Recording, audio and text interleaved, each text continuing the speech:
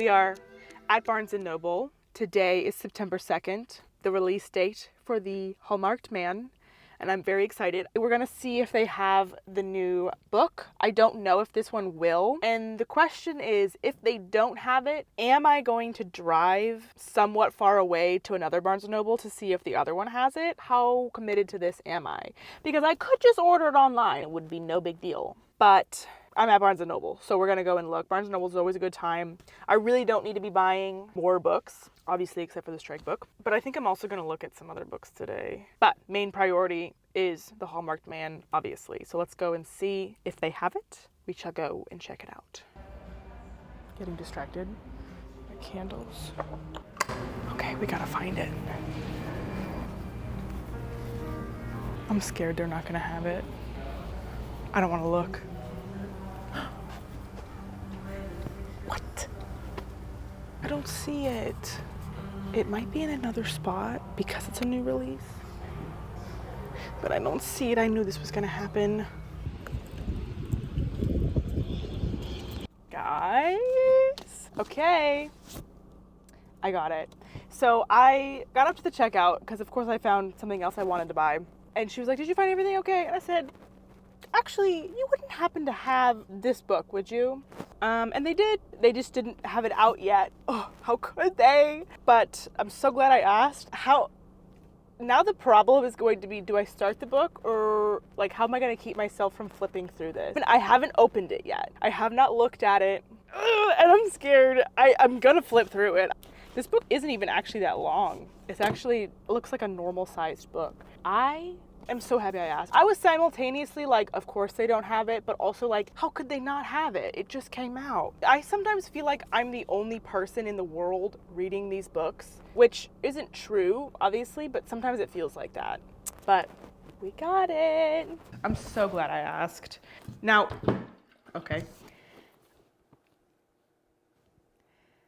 Considering how the last book ended, I really shouldn't just like flip through the first couple of pages unless I'm like ready to start the book, which I don't know if I am. I shouldn't be doing what I'm doing right now. These pages are super thin, actually.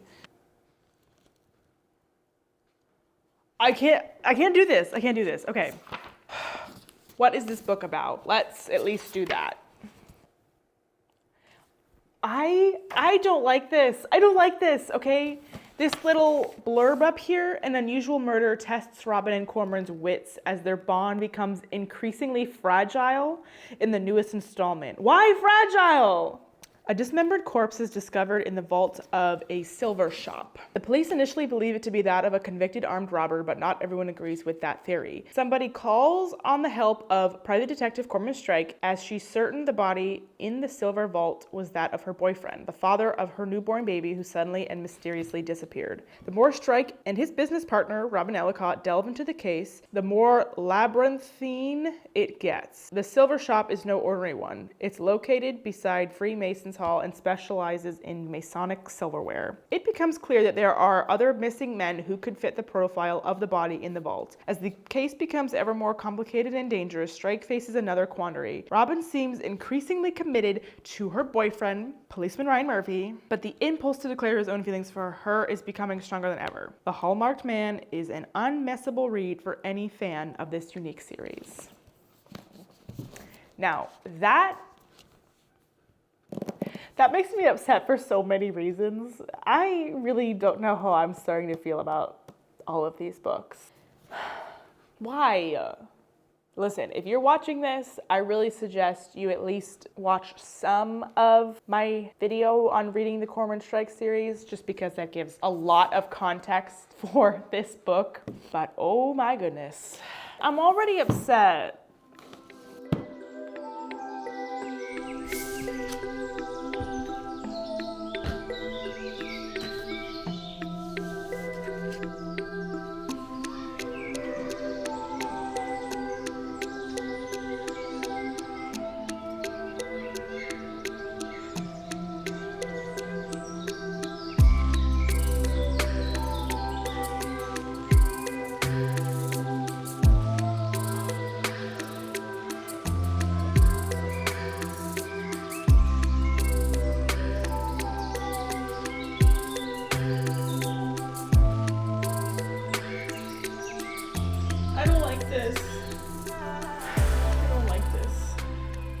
Hi. So I am almost 300 pages in to the Hallmarked Man, and I'm having so many. It's a rough start. So apparently, how the last book ended, that didn't count as a confession. Sure, I have a hard time getting behind that, but apparently that didn't count as a confession. But I was kind of emotionally prepared for that. Given the synopsis of this book, I was going in prepared for they're not addressing that right away, but I was not prepared for another thing that happens right off the bat. So Robin suffers an ectopic pregnancy at the very, very beginning of this book. To be honest with you, had to look it up. Wasn't entirely certain on what that was. It's a very traumatic, very horrible, awful thing that she went through. Didn't know she was pregnant, wasn't trying to be pregnant. That was like an added layer of shock, but just all around horrible. And I feel so bad for her. Robin's been through so much. She's been through so much, and she really didn't need this. She really didn't. And of course, she hasn't told anyone except for her boyfriend, which, okay, makes sense. You know, she doesn't want everyone to know. I get that, especially since she's still processing it herself. But of course, I wouldn't be surprised if she goes this whole book without telling Strike. At first thought, it's like, well, she doesn't need to tell Strike. Strike's just her coworker. Why does she need to tell him? Well, but they're more than just coworkers. They have both expressed to each other that they are each other's best friend. It makes me really unhappy for a lot of reasons. It's interesting, throughout all of the books, I feel like Strike's usually the annoying one, because they are both hard-headed and stubborn. They both are. They're very similar in their work ethics and their personalities. Obviously, Robin's a bit more empathetic and sensitive, you know, but they're both very similar. And usually Strike's the one being annoying with his stubborn and hard-headedness. But in this book, honestly, it's Robin. Robin's being annoying. This book takes place a couple months after the previous book. So it's been included some of the aftermath of bringing Chapman Farm down. There's been some extra details on that, and Robin is still actively dealing with the trauma from that case. This has probably been the most carryover from one book to the next. And Robin's annoying a little bit because of her, like, everything's fine, I'm just gonna work through it. Not take time off, not think about all these problems, not address my health issues. I'm just going to pretend like everything's fine. And I'm also going to pretend that Strike didn't kind of tell me he loved me. And I'm gonna pretend that I don't have feelings for Strike, and it's just annoying because she's doing a lot of suppressing and avoiding of very important things. And so at this point, Robin and Ryan have been together for a little over a year, and Strike's getting a little worried because he's like, ooh, they've been together a long time. Things could step to the next level, which Ryan is trying to do. Ryan is trying to get a home with Robin. He's like, we can move in with each other, and they're looking at properties. And Robin's natural instinct is, no, I don't want to do that, but she's trying to push herself to do that, which is a bad idea. So she's being a bit dense. However, Strike is honestly so endearing in this book so far, because he's decided, I am going to commit myself to Robin. I'm going to pursue her. I'm going to bring it up to her. But he's like being really strategic about it, which makes sense because the stakes are really high. Him confessing himself to her is a big deal, because either response, whether or not she rejects him or reciprocates, either one has implications for their agency and their lives. You know, there will be some sort of conflict or some sort of major change after that point, regardless of her response. So it makes sense that he's being really careful. It's really endearing and sweet, honestly, the effort he's putting in. I'm enjoying that aspect of the book, but a lot of other things have me really upset. So the case, as usual, is getting more and more complicated as they dig deeper and deeper into things, and they've had multiple people tell them that they need to stop looking into this. They're trying to figure out who the dead body in the safe was, and also simultaneously trying to find out where the woman's boyfriend went, because the woman's convinced the dead body is her boyfriend, but no one else is convinced that it is. So they're trying to figure out who the dead body is and where the boyfriend is. They might be the same person, but it's not looking like that's likely. So that is what's going on in the first 300 pages of this book, which is a lot. I'll update you later.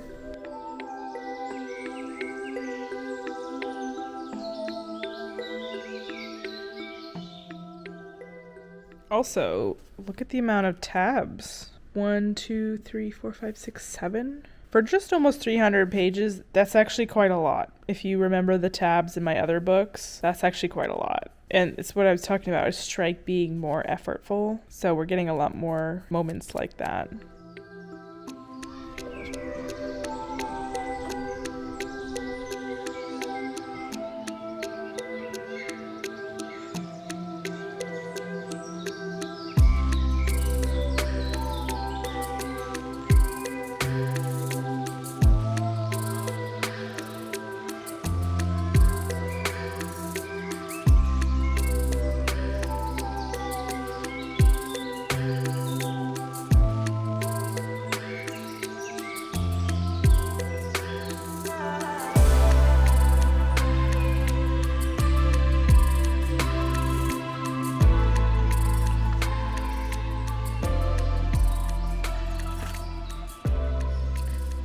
I need to talk to you guys.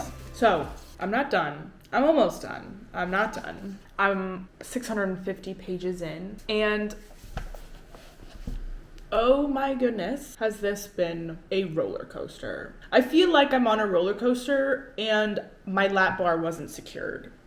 I feel like I am scared for this book to end. So, every book, they have the main murder case that they're investigating, but then they're an agency and they have subcontractors, so they always have like other smaller cases that they're working, and every book there's mention of other cases that they're working on, usually like spouses hiring them to find out if their spouse is cheating, stuff like that. But usually those are really background things. In this book, there's a lot of other side investigations happening. One of them is actually pretty big.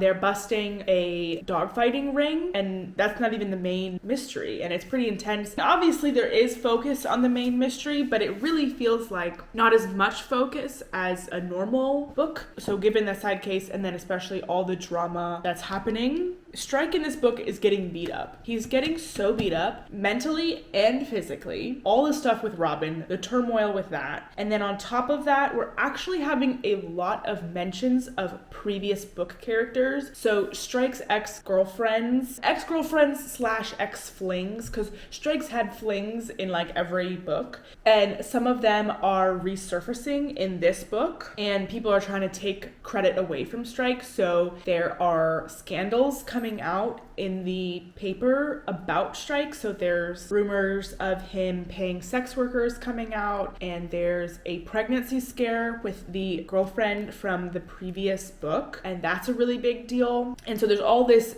strain on his mental health, and then on top of that, he's been bit by a dog, he's walking too much, and his prosthetic leg is bothering him immensely, and he's been hit in the face with a spade, and he's been pepper sprayed. So he's really having a rough time, and I feel so bad for the man. I really do. I'm sad for him, and I'm also stressed for him because he's trying so hard to tell Robin how he feels, and I'm feeling anxious for him. Robin is also not doing too hot either. She likes Murphy. She likes him. He's a good guy, but she obviously doesn't love him, and she's trying really hard to prove to herself that she does love him. When Robin first started dating Murphy, there was really no issues with him personally. I didn't like him just because he wasn't Strike, but as a person, he's a good guy. Good job, handsome, takes care of himself, is nice to Robin, is honest with Robin. Really, on paper, nothing's wrong with Murphy except for that he's not Strike. But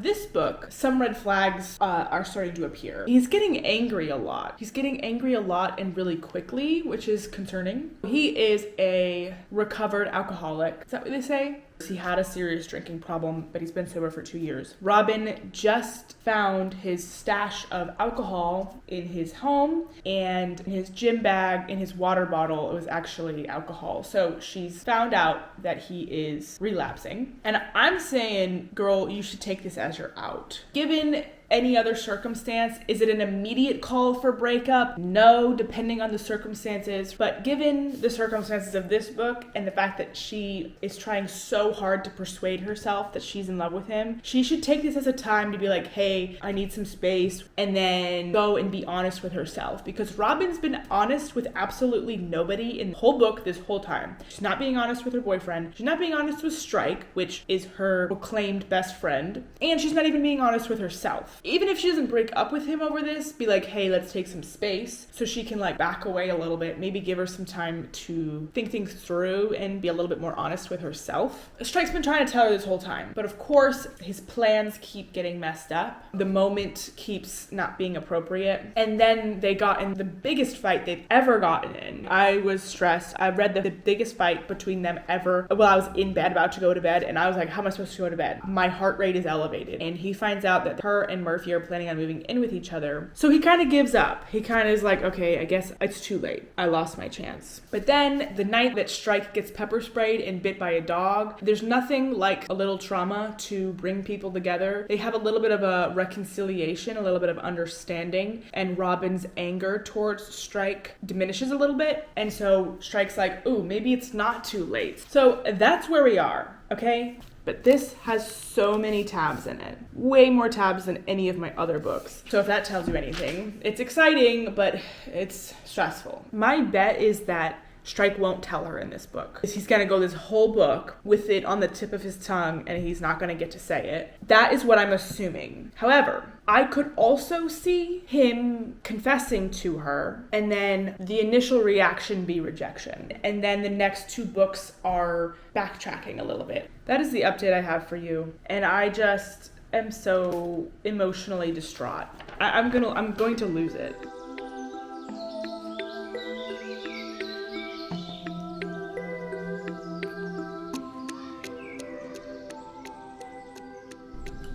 Strike's now been arrested. So things are going really well.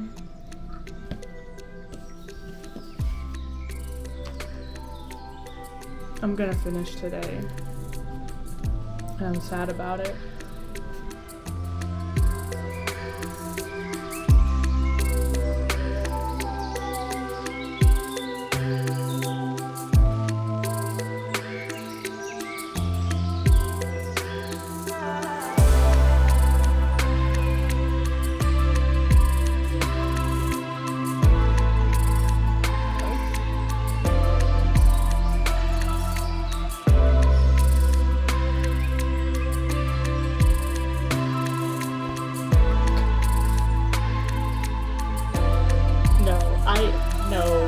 No.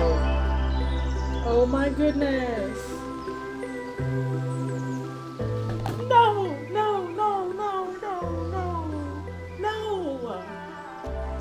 I think I'm actually gonna cry. I don't. Dude, I shut off the camera way too early. I thought this was the last page. It's not. There's more, so. Okay, hang on. Oh my gosh! Okay.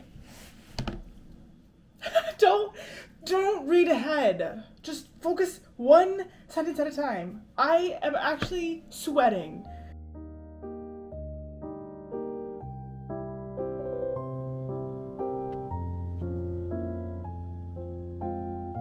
I can't read this.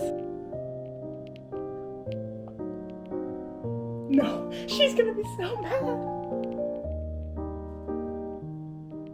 No, Robin, don't do this.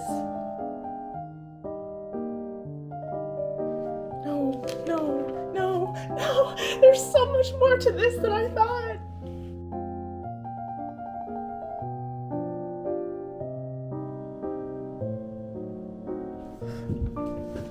Oh my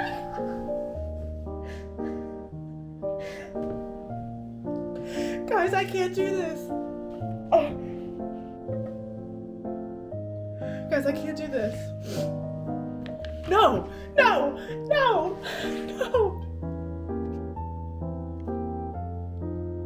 Oh my gosh. Oh my goodness. Oh my gosh.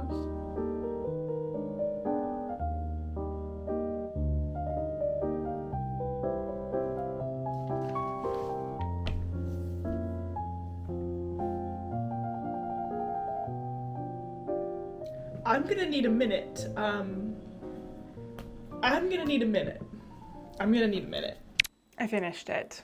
And I seriously feel like I can't give this an objective rating because this book was truly a roller coaster. We have some of the best moments between Strike and Robin, but we also have some of the worst moments ever between Strike and Robin. This book is different in the sense that most of the books, it's first and foremost the investigation. And then Robin and Strike are the underlying plot that ties all of the books together. However, I feel like this book, Strike and Robin's relationship is the main plot and the investigation is the subplot. Not that the investigation isn't involved, isn't complicated, or as difficult as previous books, but it's just definitely not, I feel like, the focal point. And I'm not upset about that. If you are at book 8, you can't tell me you're reading these for the murder investigation. Like, you're reading these for Strike and Robin's relationship. So I don't think there's anything wrong with that, but I just feel like the tone of this book was definitely different. Understandably, because Strike's motivations and intentions have shifted.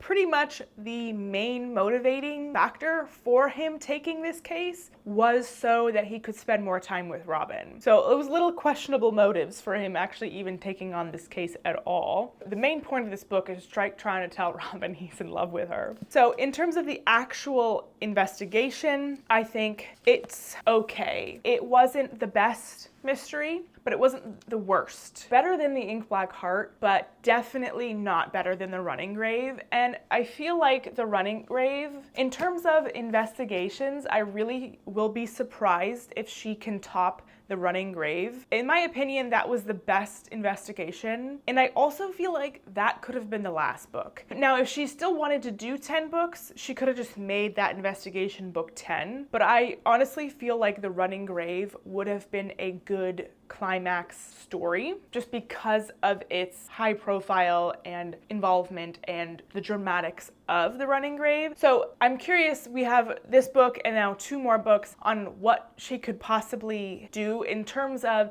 investigations that will be, I mean, hopefully as good as the Running Grave.